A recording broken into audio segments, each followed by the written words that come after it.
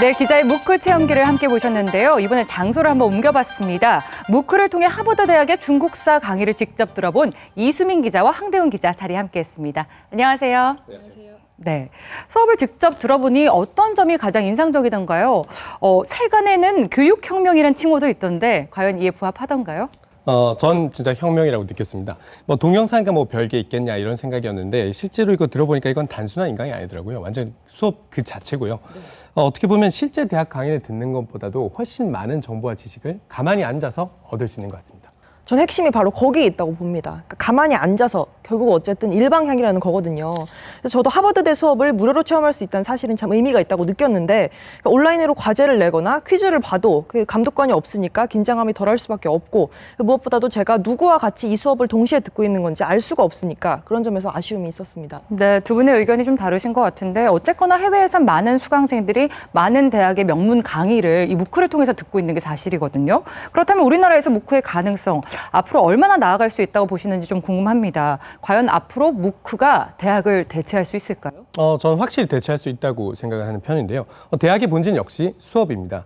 비싼 등록금 내고도 들을 게 없다고 투덜대는 대학생들이 많은 요즘인데 무크를 통해서라면 명문대 수업들을 모두 공짜로 들을 수 있거든요. 네. 보통 대학도 아닙니다. 하버드, 예일, 우리나라 같은 경우는 서울대까지 최고의 수업을 골라서 들을 수 있다는 게 무크 최고의 장점이 아닌가 그렇게 생각합니다. 잠깐 지금 결국 말씀하시는 게 다 명문대 사례를 들고 계신데요. 저는 이런 부분이 오히려 학벌 사회를 공고히 하고 있다고 봅니다. 그러니까 단순히 대학의 수업을 듣는 것과 그 대학의 졸업장을 받는 것과는 우리나라에서 지금 의미 차이가 크지 않습니까?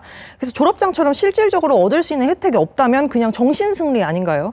그래서 결국은 무크도 특정한 일부를 위한 지적 호기심의 충족수단 이상은 되지 못할 거라고 생각이 됩니다. 이렇게 생각해보죠. 실력이 있는데도 학벌이 딸려서 그동안 학교에서 무시당한 교수님들 이런 분들한테는 수업만 잘할 수 있다면 어느 대학에서든지 학생들이 끌어들일 수 있는 수단이 되거든요. 그러니까 무크야말로 학벌 사회를 바꿀 수 있는 대안이 될 수 있다는 것이죠.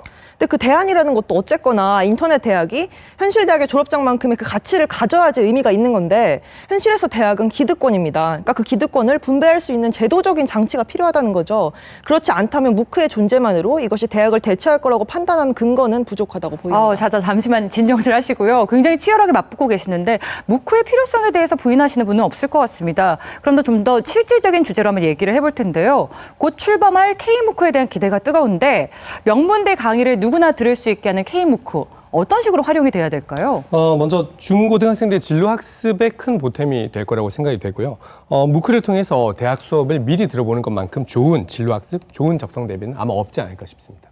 근데 과연 그게 진로 학습만으로 끝날 수가 있을까요? 어쨌거나 좋은 대학을 가고 싶어서 간접 체험하려는 목적이 클 텐데 그 서울대 강의를 미리 들었다는 건 그 자체로 학생들에게 스펙이 될 수 있지 않겠습니까?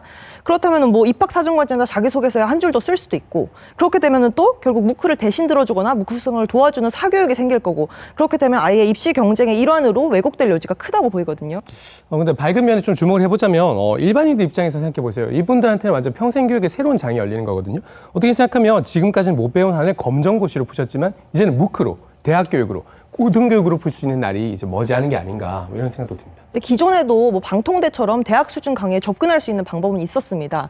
대학들이 자기 강의를 다 온라인으로 공개하기도 했고요. 그러니까 무크가 다른 게 있다면 보다 수요자 중심의 좀 듣기 편한 강의를 구성해서 제공을 한다는 건데 말씀하신 대로 시민들의 지적 소양을 기르는 역할은 할 수 있지만 그 이상이 될 수 있을까? 그게 의문인 거죠.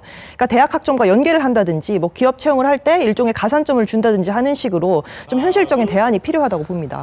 학점 연계 좋고요. 가산점도 좋습니다. 근데 결국에는 무크 자체가 갖고 있는 생명력을 살렸을 때 무크가 활성화될 수 있을 거라고 보거든요.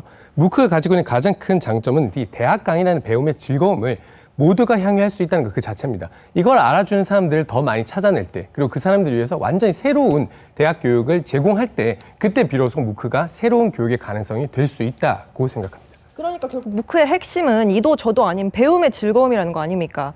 그러니까 명문대 졸업이라는 현실의 기득권을 얻지 못한 입장에서 보면 그냥 너도 한번 들어봐라. 이 수준의 수학 겉핥기 이상이 될 수 있을지 전 그게 의문인데요. 네, 여기까지. 자꾸만 토론이 과열되는 양상을 보이는데요. 그만큼 두 기자분들의 그 K무크에 대한 가능성, 더불어서 교육에 대한 관심과 걱정이 크다는 의미로 받아들여집니다. 저 역시 또 K무크의 앞날이 정말 궁금해지는데요. 한국형 무크가 출범하는 이 시점에서 대학들이 또 교육 현장이 나아가야 될 방향은 어디일까요? 무크 기획 보도 다음 시간에 계속됩니다.